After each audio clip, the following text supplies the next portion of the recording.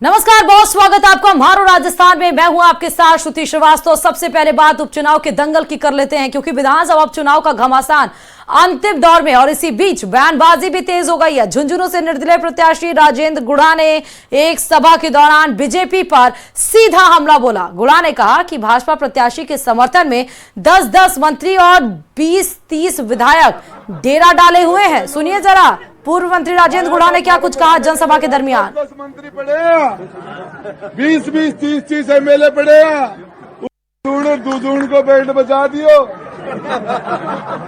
ये पहलून आया था फार्म भराने के लिए, 10-10 मंत्री पड़े, 20-20, 30-30 एमएलए पड़े, दूजून को बेल्ट बचा दियो। इधर कांग्रेस का सालों से गढ़ रही झुंझुनू विधानसभा सीट पर इस बार रोचक मुकाबला देखने को मिल रहा है। सत्ताधारी दल भाजपा ने इस सीट को जीतने के लिए पूरी ताकत झोंक दी है, तो वहीं निर्दलीय प्रत्याशी ताल ठोकते हुए नजर आ रहे हैं और वो हैं पूर्व मंत्री राजेंद्र सिंह गुढ़ा। उनके आने से मुकाबला त्रिकोणीय बन चुका है। देखिए रिपोर्ट।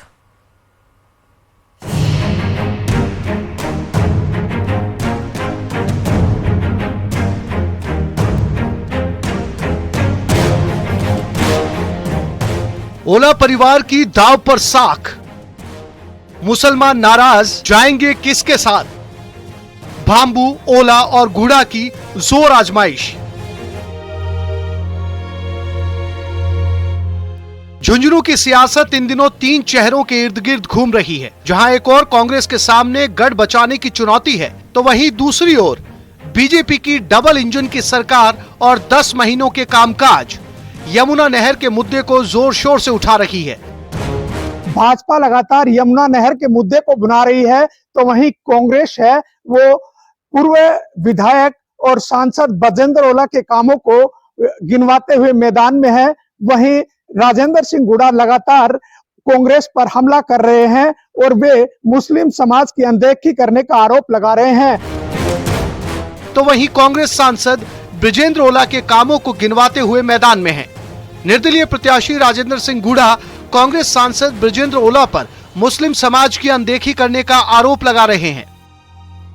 समस्याएं तो ऐसा कि 20 साल से ऐसा जनपद ही रहा है जो पूरे कार्यकाल में जनता के प्रति और विकास के कार्यों के प्रति उदासीन रहा है।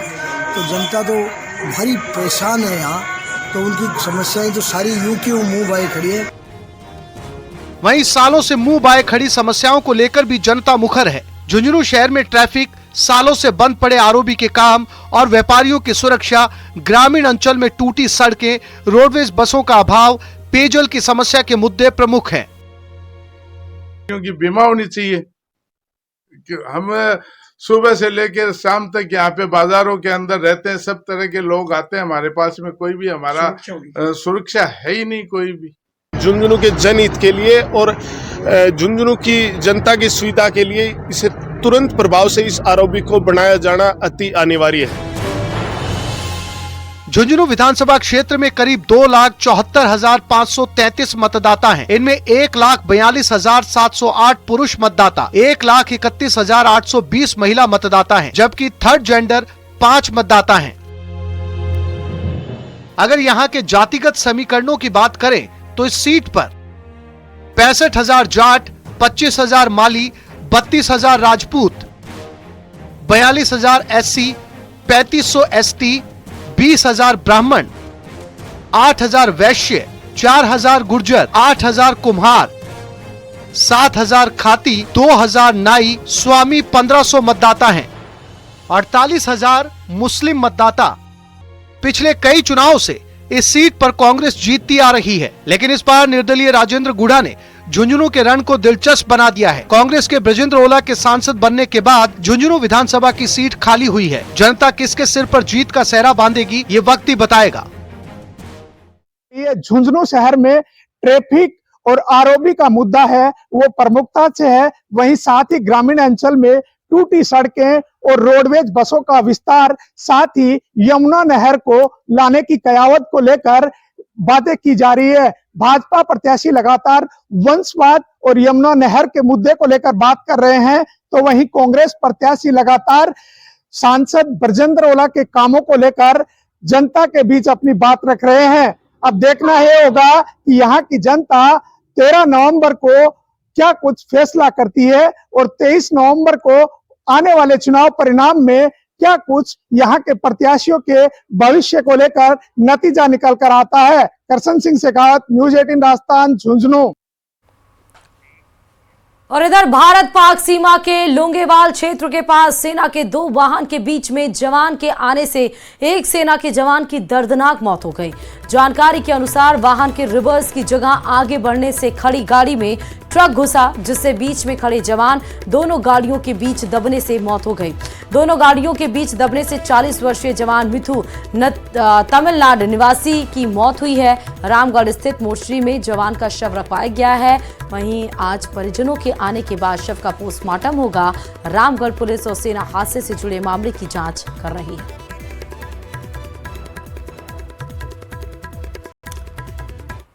सीकर के सामने चौराहे पर बाइक सवार एक युवक पर डंपर चढ़ने से उसकी मौके पर ही मौत हो गई। घटना के बाद सड़क पर भारी जाम लग गया।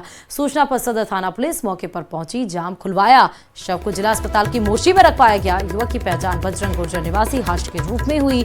युवक सीकर से हर्ष की ओर जा रहा था। इस दौरान युवक किसी वाहन से टक्कर हो गई और जिसके कारण उसकी बाइक अनियंत्रित होकर सड़क पर गिर गई। इस दौरान पीछे से आ रहा डंपर युवक के ऊपर चढ़ गया, जिसमें युवक की मौके पर ही मौत हो गई। युवक डंपर के टायरों में फंस गया, जिससे उसकी दर्दनाक मौत हुई।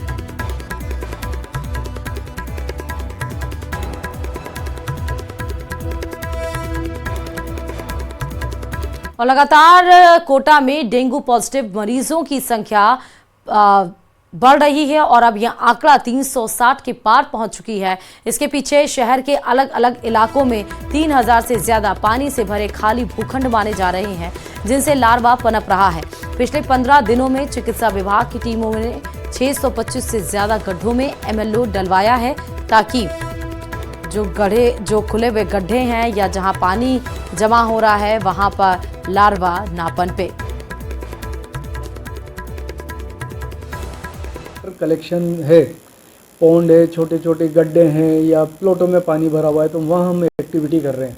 तो लास्ट 15 दिनों से हमारी जो एक्टिविटी चल रही है उसके हिसाब से हमने लगभग 650 गड्ढों में एमएलओ डलवा चुके हम और करीब 100 से ज़्यादा जगह गम्बूशिया फिश डाल चुके हैं जो बड़े पौंड हैं उसमें।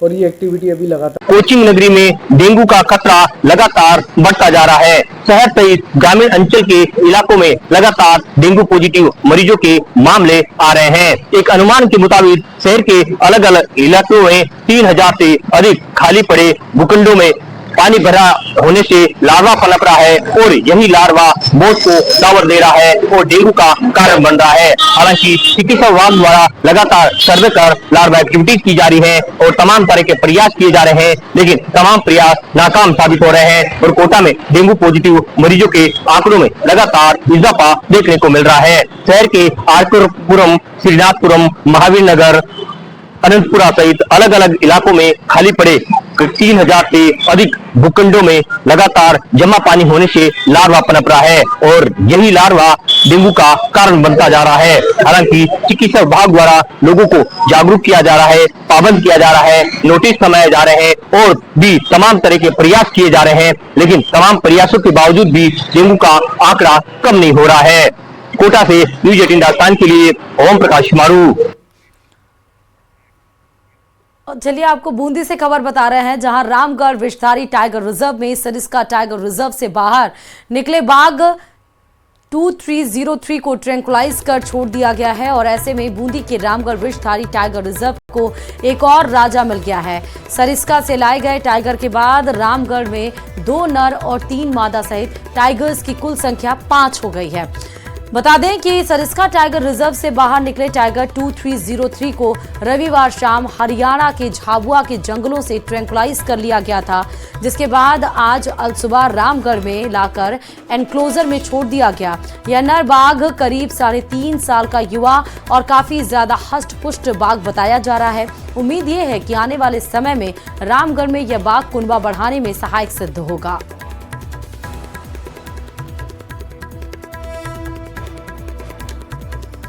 चित्तौड़गढ़ से खबर है, जहां बागेश्वर धाम धीरेन्द्र कृष्ण शास्त्री धाम श्री सामरिया सेठ के मंदिर दर्शन के लिए पहुंचे हैं और पिछले 5 दिनों से भीलवाड़ा में पंडित धीरेन्द्र शास्त्री की कथा चल रही थी और अंतिम दिन वे हेलीकॉप्टर से मेवाड़ के कृष्ण धाम श्री सामरिया जी में दर्शन के लिए पहुंचे, जहां उन्होंने भगवान सामरिया सेठ के दर्शन कर मंदिर की चौखट पर माथा टेक आशीर्वाद लेने के साथ ही मंदिर में पूजा अर्चना की। मंदिर पुजारी ने उन्हें तुलसी पत्र और सामरिया सेठ का उपरना पहनाकर स्वागत किया, जिसके बाद वे उदयपुर के लिए रवाना हो गए।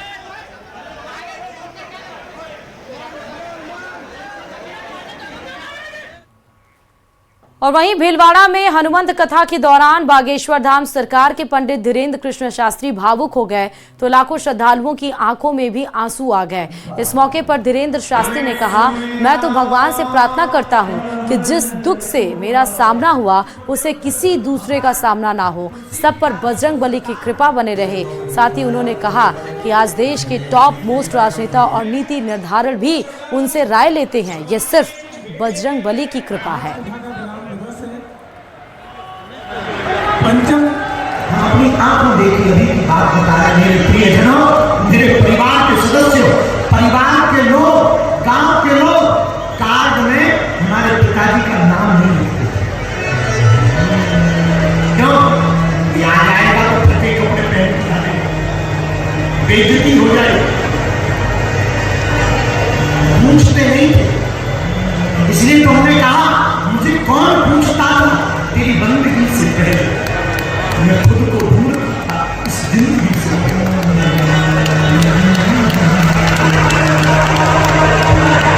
गरीब का कोई नहीं होता, अमीरों के तो हजारों, आज तो लाखों लोग हैं, आज तो हजारों लोग हैं।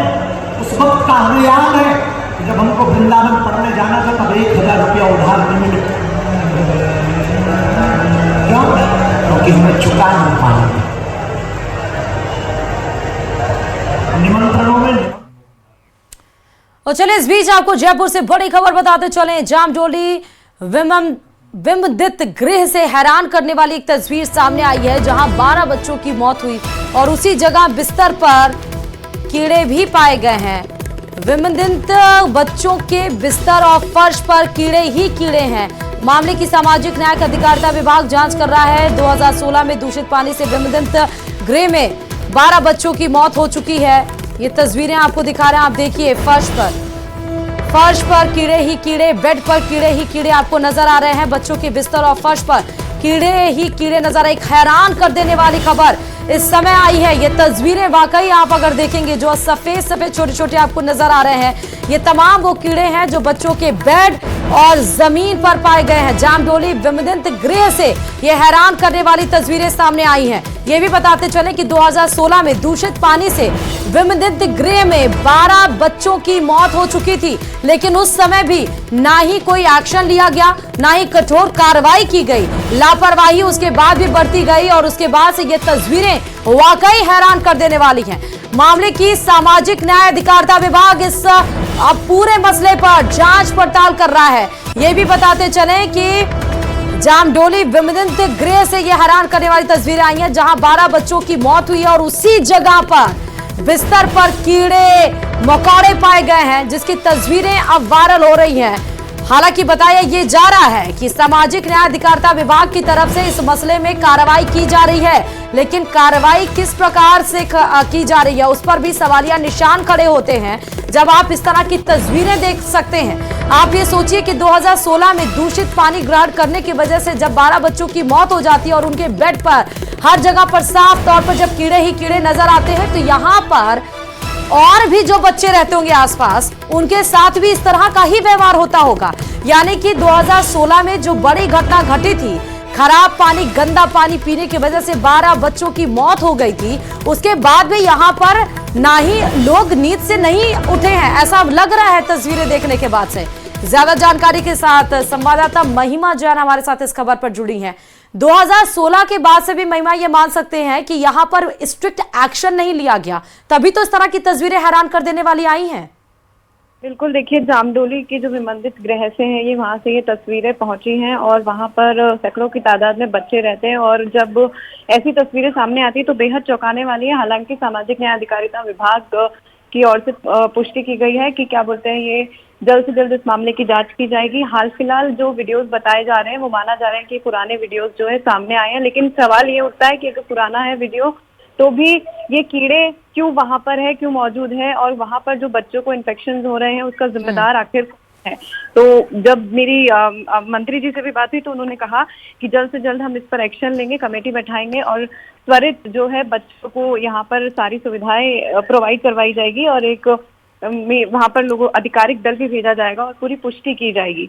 तो ये तस्वीरें वहां से हम आपको दिखा रहे हैं जो विमंदित गृह की हैं, जहां आप देख सकते हैं कि कैसे कीड़े जो है जमीन पर रेंग रहे हैं और वहीं दरियों में यानी कि बिस्तरों में तक में भी वहां पर जो है वो कीड़े नजर आ रहे हैं। तो उससे बच्चों को इन्फेक्शन हो रहा है और पहले भी ऐसा मामला हो चुका है 2016 में कि दूषित पानी से वहां बच्चों की मौत हो चुकी है और अब वापस अगर ऐसे ही इन्फेक्टेड कीड़े और ये, और जामडोली बड़ा सेंटर है सामाजिक न्याय अधिकारिता विभाग का और वहां पर अगर ऐसे केसेस सामने आते हैं तो ये एक सरकार की भी नाकामी और विभाग की भी नाकामी साफ तौर से सामने आती है।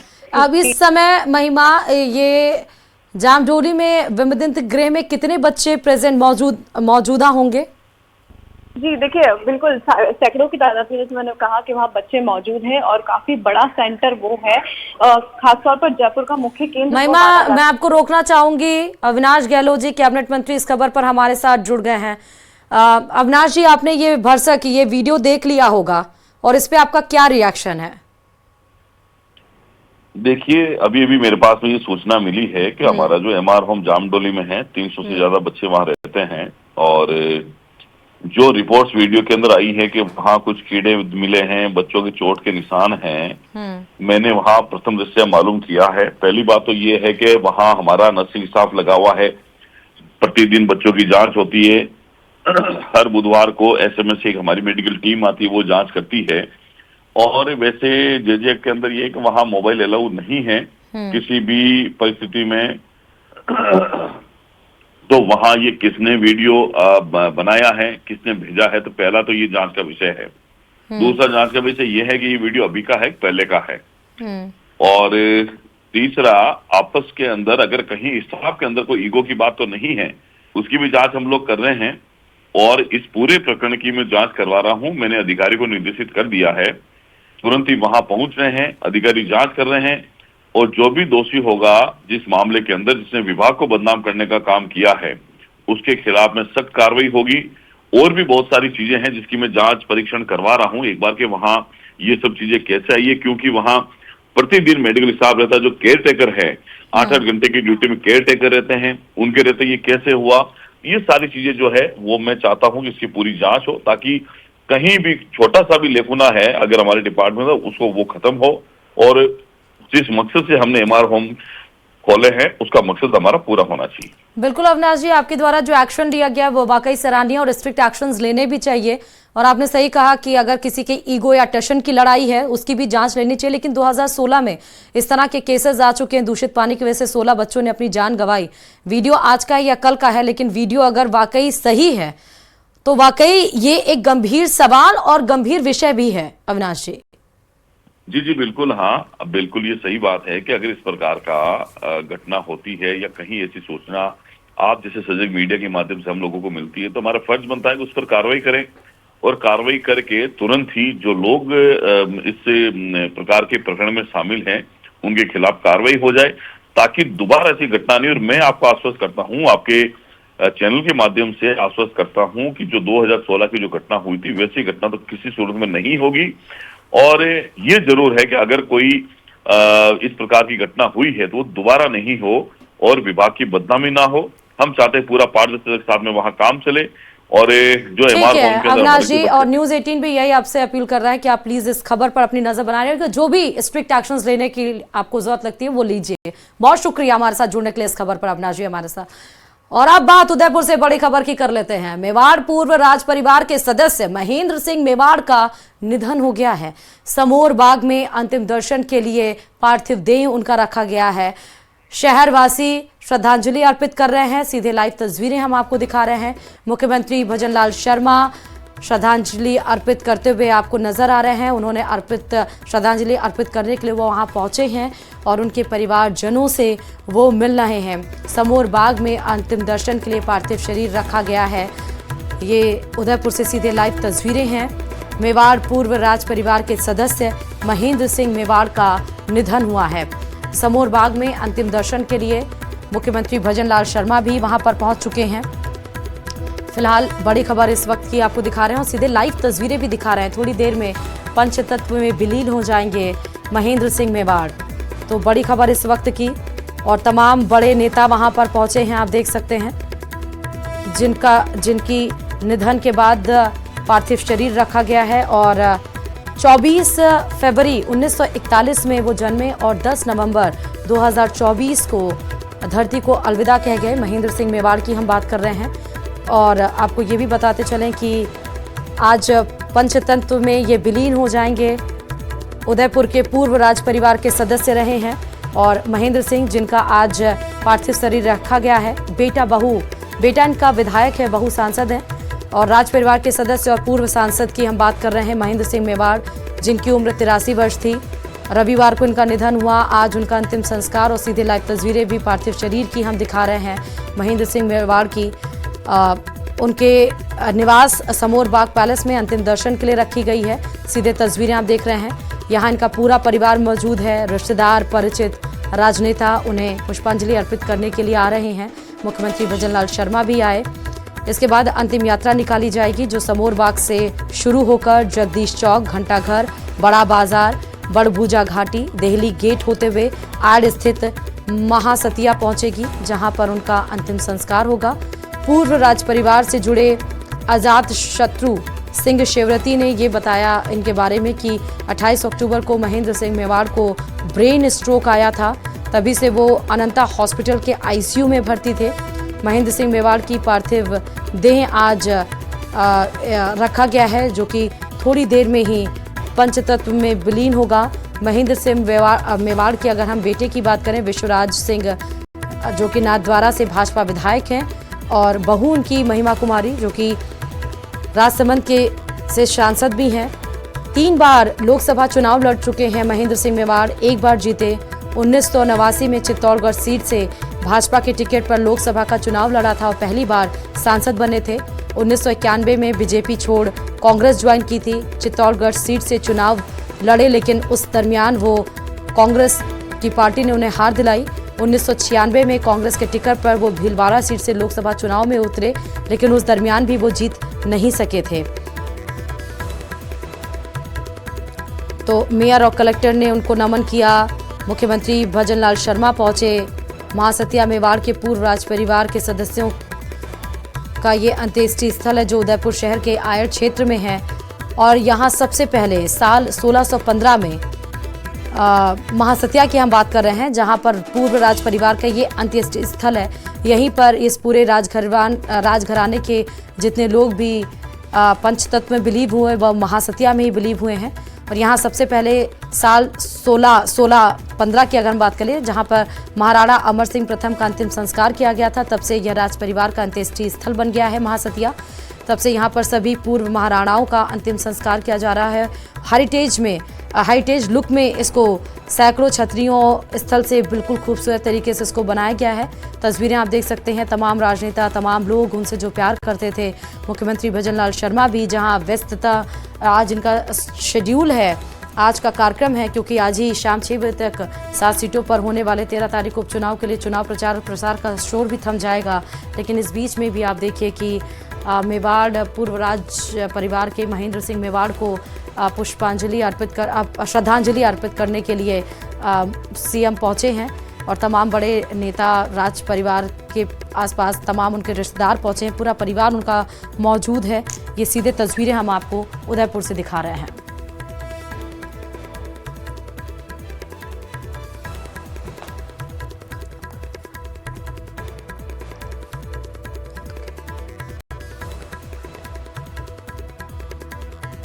तो समोर बाग में अंतिम दर्शन के लिए की गई है, इनकी पार्थिव शरीर रखा गया है।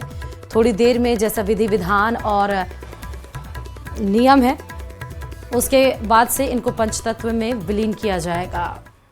चलिए इस बीच आपको जयपुर से बड़ी खबर बताते चले कि जेडीए परिवर्तन दस्ते की बड़ी कार्रवाई देखने को मिली है। जेडीए जोन 7 में अवैध व्यावसायिक निर्माणों को सील किया गया। सारथी मार्ग हीरानगर इलाके में बनी 4 दुकानों को सील किया गया है। उप महानिरीक्षक कैलाश चंद्र बिश्नोई के निर्देशन पर इस पूरी कार्रवाई को अंजाम दिया गया है। तो जेडीए परिवर्तन दस्ते की बड़ी कार्रवाई देखने को मिली, 4 दुकानों को सील किया गया। और इसी के साथ ही मारू राजस्थान में फिलहाल अभी इतना ही। आगे